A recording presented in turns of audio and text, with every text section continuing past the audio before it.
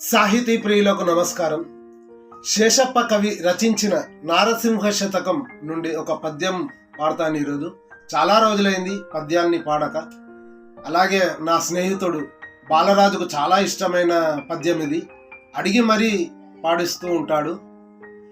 తల్లి గర్భము నుండి ధనము తేడవ్వడు, వెళ్ళిపోయేడి నాడు వెంటరాదు. లక్షాధికారైన లవణమన్నమే గాని మెరుగు బంగారం బొంబ్రింగబోడు. విత్తమార్జన చేసి విర్రవీగుటె గాని కూడబెట్టిన సొమ్ము కుడువబోడు. పొందుగా మరుగైన భూమి లోపల పెట్టి దాన ధర్మము లేక దాచి దాచి తుదకు దొంగలకిత్తురో దొరలకవునో తేనె జుంటీయదా తెరువరులకు.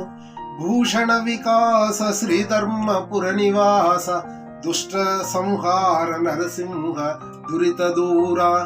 ఇలాంటివి ఇంకా మంచి పద్యాలు ఉన్నాయి ఇందులో.